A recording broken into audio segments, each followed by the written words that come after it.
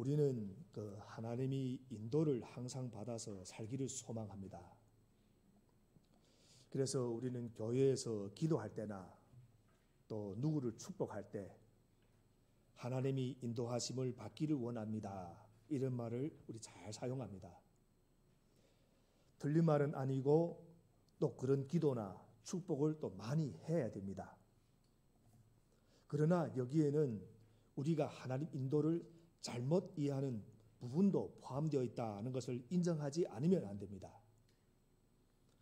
우리 그리스도인들이 하나님 인도를 원하는 이유 중에는 하나님이 인도를 받으면 실패를 안 할 것 같고, 하나님이 인도를 받으면 고생을 안 할 것 같고, 하나님이 인도를 받으면 만사 형통할 것이라는 생각도 포함되어 있습니다.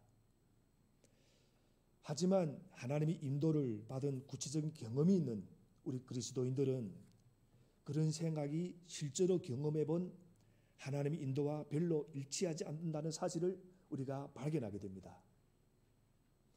오늘 본문을 통해 우리 그리스도인의 이 삶에 아주 중요한 이 하나님의 인도하심이 무엇인지 우리 함께 배우는 시간을 가지겠습니다. 오늘 본문을 보면 성막에 구름 기둥이 등장합니다. 구름 기둥은 출애굽한 이스라엘 백성을 애굽에서 시내산까지 인도했던 하나님이 특별한 은혜였습니다. 하나님은 출애굽한 이스라엘 백성을 시내산으로 인도하실 때 낮에는 구름 기둥으로 밤에는 불 기둥으로 인도하셨습니다. 그런데 시내산에서 한동안 머물고 있는 동안에는 구름 기둥이 보이지 않았습니다.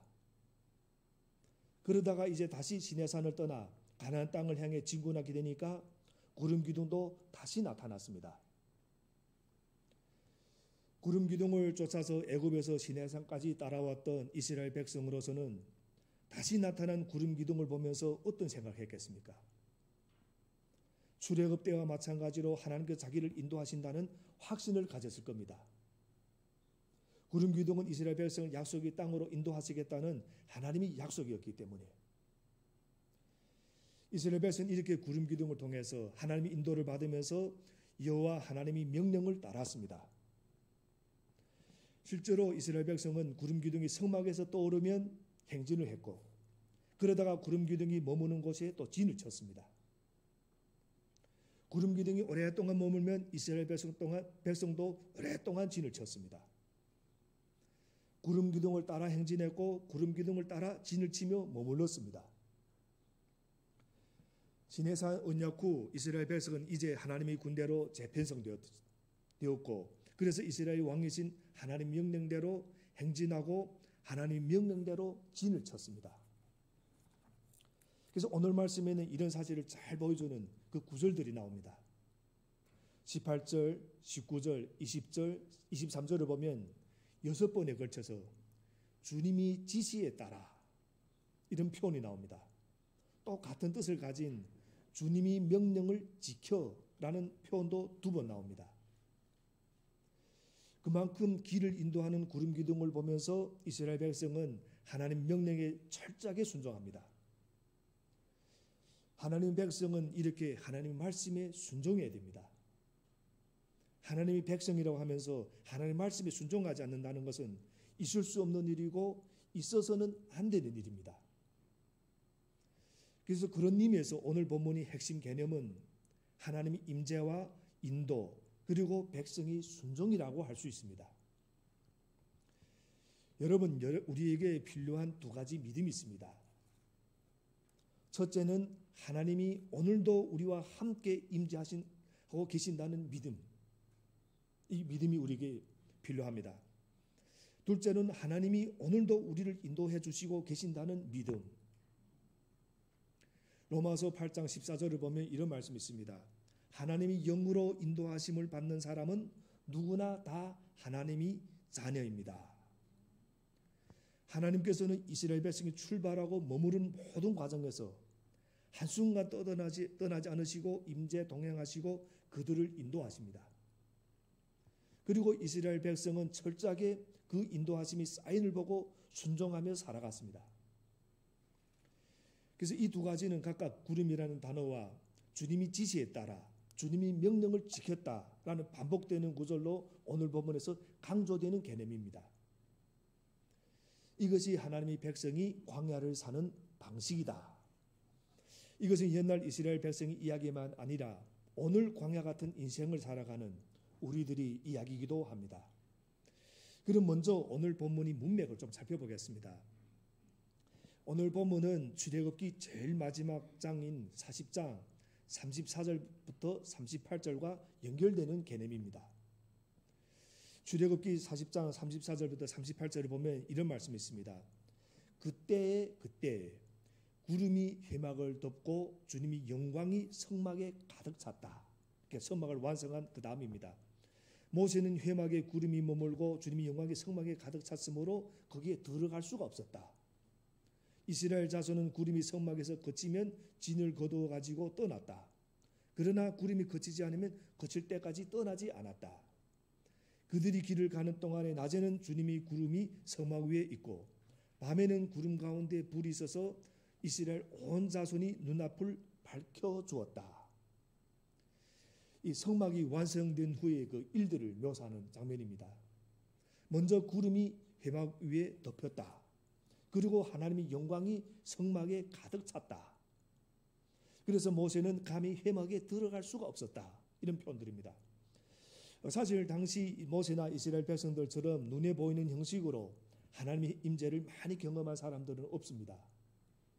그들은 애굽에서의 재앙들, 홍해를 가르는 것, 불기둥과 구름기둥, 만나와 메추라기, 반석에서 물이 나옴 등 매일매일의 삶 속에서 하나님의 기적적인 임재를 보았고 무엇보다 시내산에서 친히 불 가운데서 말씀하시는 하나님의 음성을 들었던 사람들이었습니다.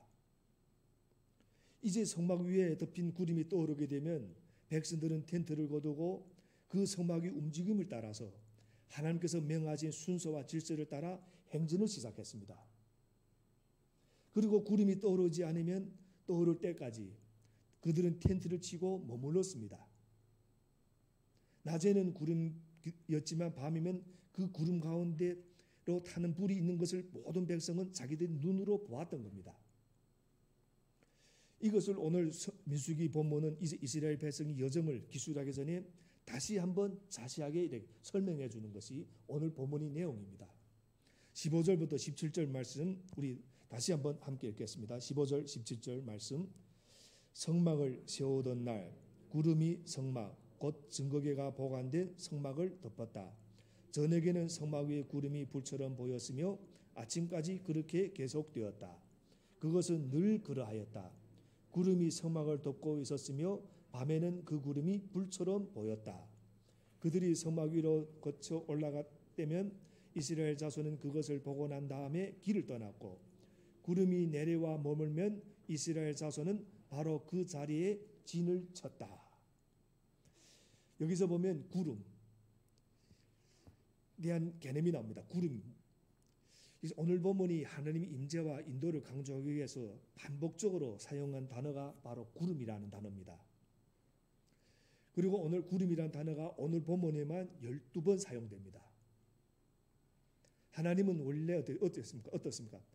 원래 보이지 않으시지만 하나님께서는 구약시대 가시적 현상으로 당신의 임재를 자기 백성과 부름받은 종들에게 보이기도 하셨습니다. 그 한례가 출애굽기 40장 34절부터 34절에 나오는 그 구름이라는 개념입니다. 그래서 성막이 완성되었을 때 모세와 백성이 하나님의 영광이 거기에 가득한 것을 어떻게 알았는가? 바로 구름이 회막에 덮이는 것을 보고 알았다는 겁니다. 그래서 종종 이런 방식으로 하나님은 당신의 영광과 임재를 가시적으로 나타내셨습니다. 이것을 또 우리 그 히브리 말로 쉐키나라고 합니다. 쉐키나. 이 쉐키나라 말은 자기 백성 가운데 거하시는 하나님의 임재, 영광 또는 광채를 가리키는 히브리 말입니다. 그리고 쉐키나의 절정은 육신을 입고 이 세상에 오신 우리 예수님이시고 구약시대 이스라엘 백성들이 하나님 임재를 보도록 구름으로 드러났던 이 쉐키나의 모든 상징은 이제 그리스도의 오심으로 말미암아 더 이상 필요가 없게 되었습니다. 이제 예수 그리스도는 구약의 세기나의 성취이자 실체이고 완성이 되었다. 그리고 구름은 하나님의 임재뿐만 아니라 생생한 인도하심이 상징물이었습니다. 이스라엘이 떠남과 머무는 것을 결정하는 것은 지도자 모세가 아니라 대제사장 아론이 아니라 누구였습니까? 이 구름이었다 하는 겁니다. 사실 이 구름은 성막이 세워지기 전에도 이스라엘 백성을 인도하고 있었는데 출애굽기 13장에 가보면 이런 말씀이 있습니다. 주님께서는 그들이 밤낮으로 행군할 수 있도록 낮에는 구름 기둥으로 앞서가시며 길을 인도하시고 밤에는 불 기둥으로 앞길을 비추어 주셨다. 낮에는 구름 기둥, 밤에는 불 기둥이 그 백성 앞을 떠나지 않았다. 출애굽이 처음 순간부터 하나님께서는 구름 기둥과 불 기둥으로 백성을 인도하셨다 하는 말입니다. 성막이 완성되자 그 구름은 이제 성막 위에 위치하게 되고 백성들은 그들 가운데 거하시는 하나님 임재의 가시적 상징인 성막을 통해서 더 분명하게 하나님 임재를 확인할 수 있었을 겁니다. 이 성막 위에는 불 모양 같은 구름은 24시간 365일 그들을 떠나지 않고 동행하시는 하나님이 임재의 그 사인이었습니다.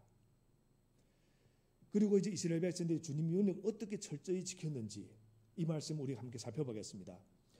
18절, 20절, 23절에서 주님이 지시에 따라 길을 떠났고 또한 주님이 지시에 따라 진을 쳤다라는 문장이 3번 반복됩니다.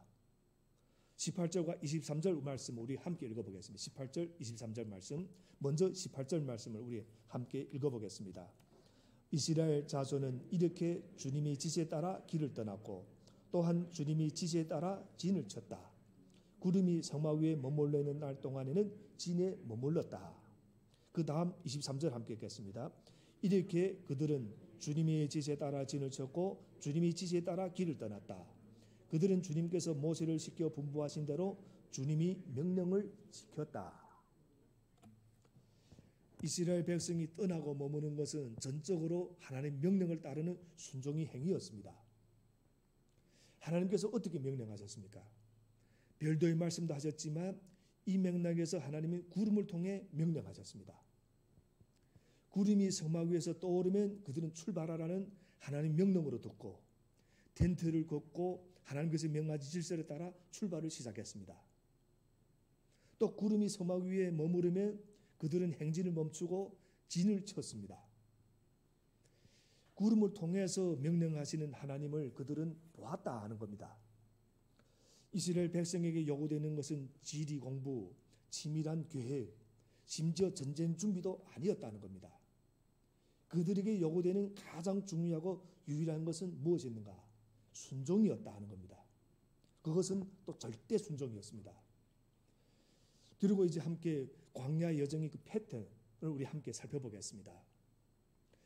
광야 여정 중에 이스라엘 백성의 삶은 순종하면 되므로 단순하고 쉬워 보이지만 실상은 그리 간단하지 않았습니다. 광야의 기록을 담고 있는 출애굽부터 신명기 기록이 이스라엘 백성의 그 많은 불평과 원망, 불신앙의 문제를 기록하고 있는 것은 조금도 이상한 말이 아닙니다. 우리가 말하면 일단 절대 순종만 필요합니다. 그런데 그 기록을 보면 얼마나 많은 원망이고 불평이 있었는지 모릅니다. 하나님께서 단 한순간도 그들을 떠나지 않으시고 그들 중에 임재하시고 인도하셨음에도 불구하고 그들은 쉼없이 불평을 했습니다.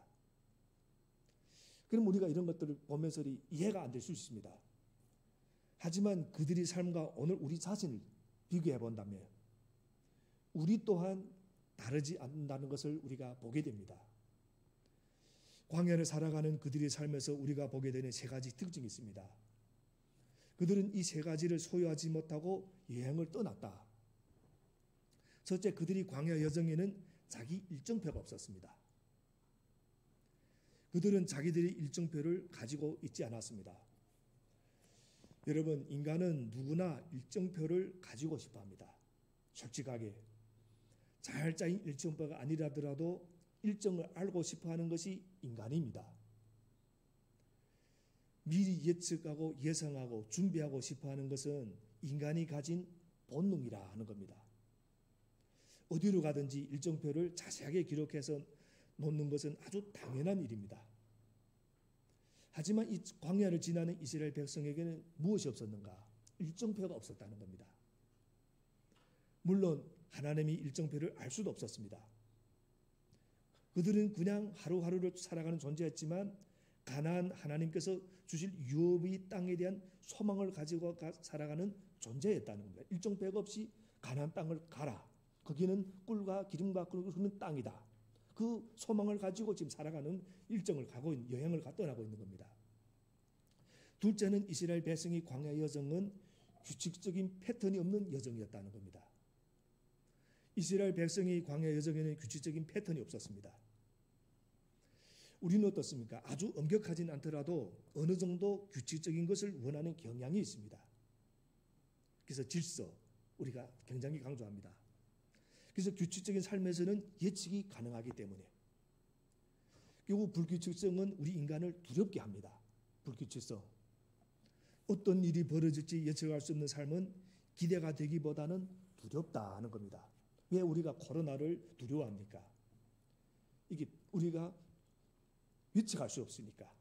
이것이 어떻게 될지 예측할 수 없으니까 우리가 두려운 겁니다. 그래서 어떤 경우에는 구름이 성막 위에서 떠오르지 않은 채 오랜 시간이 흐르기도 했습니다. 19절 말씀 우리 함께 읽어보겠습니다. 19절 말씀. 그 구름이 성막 위에 여러 날 동안 오래 머물면 이스라엘 자손은 주님이 명을 지켜 길을 떠나지 않았다. 어떤 경우는 그들이 예상한 것보다 일찍 구름이 성막 위로 떠오르게 됐습니다. 20절 말씀 함께 읽겠습니다. 20절 말씀. 구름이 성막 위에 며칠만 머무를 때도 있었다. 그때에는 그때대로 주님의 지시에 따라 진을 치고 또 주님의 지시에 따라 길을 떠나곤 하였다. 물론 우리 21절에 기록한 대로 구름이 저녁에 성막 위에 머무르다가 아침에 떠오르는 경우도 있습니다. 아주 규칙적입니다. 21절도 우리 함께 읽어보겠습니다. 21절 말씀. 구름이 저녁부터 아침까지만 머물러 있을 때도 있었다. 그럴 때는 아침이 되어 구름이 거쳐 올라가면 그들은 길을 떠났다. 낮이든지 밤이든지 구름만 거쳐 올라가면 그들은 길을 떠났다. 하지만 이틀 혹은 한 달, 1년을 구름이 성막 위로 떠오르지 않을 때도 있었습니다. 이런 불규칙성이 이스라엘 백성에게는 어떻게 했겠습니까? 사람들은 보통 어떻습니까? 아침이면 일어나서 출발하고 저녁이 되기 전에 멈춰서 진을 치는 패턴을 선호하는 경향이 있습니다. 하지만 하나님께서는 인간이 예측할 수 있는 이런 규칙적인 방식으로 백성들을 인도하지 않으셨다는 겁니다. 그 패턴은 전적으로 하나님께서 주권적으로 아시고 하나님께서 계획하셔서 행하신 것이었다는 겁니다. 우리 인간의 예측과 다르게 하나님이 방식으로 주권적으로 인도하신 방식이었다 하는 겁니다. 그리고 셋째, 이스라엘 백성이 이 광야 여정은 지도가 없는 여정이었습니다. 이스라엘 백성이 광야 여정에는 지도가 없었습니다. 나침반도 내비게이션도 없었습니다. 그들은 자기 앞에 무엇이 있는지 예상할 수가 없었습니다. 이런 상태에서 자신들을 인도하시는 하나님께 대한 온전한 신뢰가 없다면 이것도 불안해서 도무지 갈 수 없는 여정이었을 겁니다. 신뢰, 일정표 규칙적인 패턴, 그리고 지도도 없이 걷는 여정에서 하나님을 온전히 신뢰하는 것을 대신할 수 있는 것은 아무것도 없었다는 겁니다. 이것이 하나님께서 이스라엘 백성과 오늘 우리를 교훈하고 가르치는 내용입니다. 여기서 여러분 오늘 보면 우리에게 인생을 어떻게 살 것인가 이것을 우리에게 질문하게 합니다. 그러면 이렇게 일정표도 없고 패턴도 없고 그리고 지도도 없다. 그러면 우리는 어떻게 믿음 생활을 해야 되고 어떻게 하나님의 길을 따라 인도하심을 따라 가야 되는가? 이 질문을 우리가 할 수밖에 없는 겁니다. 확신을 따라 살 것인가 아니면 좋아하는 것을 쫓아 살 것인가? 이 극단적으로 나누면 이렇게 우리가 나눌 수 있다는 겁니다. 하나님께서 인도하시는 삶은 우리가 정교하게 짜놓은 일정표를 가지고서 가는 삶이 아닙니다. 익숙해질 만큼 규칙적이지도 않습니다. 지도도 없습니다. 이런 삶이라면 우리는 두 가지 중에 하나를 선택할 수밖에 없습니다. 하나는 하나님을 신뢰하고 그 인도하심을 따라서 걸어가는 것. 이것이 확신을 따라가는 삶입니다. 또 하나는 끊임없이 자기가 원하는 것들, 좋아하는 것들을 추구하고 그것들을 즐기면서 살아가는 겁니다. 어차피 내가 이끌고 가는 삶도 아닌데 삶의 자리에서 틈나는 대로 자기가 원하고 좋아하는 것들을 즐기면서 살아가겠다고 생각하는 겁니다. 여기에는 목표도 목적도 없습니다. 인도하심을 받는 삶도 없는 겁니다. 그들에게는 하나님 임재가 중요하지도 않고 그것을 구하지도 않습니다. 이것은 내일이란 시간은 불확실하니 너무나 믿거나 기대하지 말고 오늘을 즐기자는 인생관입니다.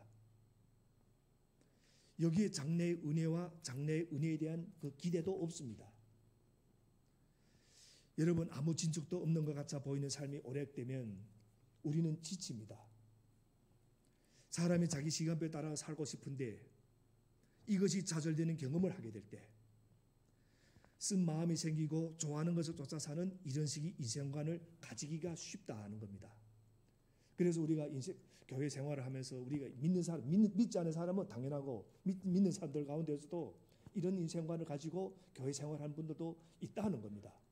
천국 소망을 우리 천국이 있다, 천국이 좋다 하면서도 사는 것은 천국의 삶이 아닙니다.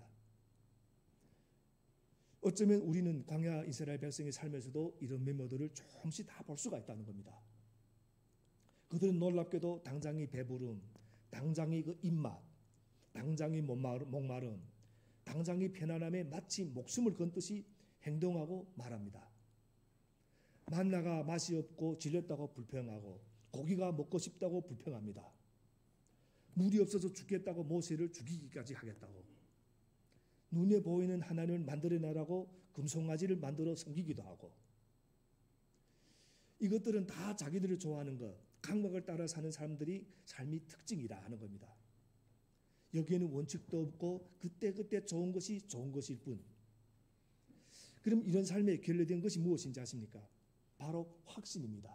하나님에 대한 확신. 그들에게는 확신이 없었던 겁니다. 이스라엘 백성을 인도한 모세의 삶을 한번 보면 모세 역시 하나님의 인도하심을 따라가는 지도자였을 뿐입니다. 그는 자기 일정표를 세우고 지도를 보고 루트를 결정하고 일정한 패턴을 정해서 끌고 가는 사람이 아니었다는 겁니다. 지도자가 아니었습니다. 계획을 다 세워놓고 하는 지도자는 아니었다는 겁니다. 그는 모든 백성을 대신해서 온전히 순종을 보여줘야 하는 지도자였다는 겁니다. 구름 기둥을 보면서 어떤 상황 속에서도 그 구름 기둥에 따라 순종하는 것, 그런 걸 보여주는 지도자였다는 겁니다. 어찌 보면 그는 하나님과 백성 사이에 서 있는 사람. 하지만 그의 마지막 인생 40년을 지배했던 것은 확신이었다는 겁니다. 하나님이 우리 백성을 꼭 가나안 땅에 이끌고 가신다는 그 확신. 그래서 그는 좋아하는 것에 의해서 끌려가는 삶을 살지 않았습니다. 그는 현재라는 하루를 즐기고 마는 것으로 자기 인생을 살아가지 않았습니다. 그는 확신에 이끌려가는 모습을 선명하게 보여준 지도자였다 하는 겁니다. 하나님 명령을 따라 사는 삶. 이런 사람에게는 내가 하나님 명을 쫓아 여기까지 왔다. 이 확신이 있다는 겁니다. 하나님 명을 쫓아 여기까지 왔다. 그래서 성경에 기록된 하나님의 사람들이 공통된 특징이 다 이겁니다. 그들은 하나님께서 나를 여기까지 인도하셨고 나는 하나님의 명령을 따라 여기까지 왔다는 확신. 광야 같은 불확실한 인생을 살아가는 우리에게 이 확신이 얼마나 중요한지 모릅니다. 질문을 하나 더 드리겠습니다. 만일 하나님께서 인도하는 삶을 순종하면서 따라왔는데 우리가 고난이라는 예기치 못한 상황을 맞닥뜨리게 되면 우리는 어떻게 반응하는가 하겠는가? 우리는 이렇게 질문할 수 있을 겁니다. 하나님께서 인도하신 삶이 고작 이건가? 어떻게 이럴 수가 있는가?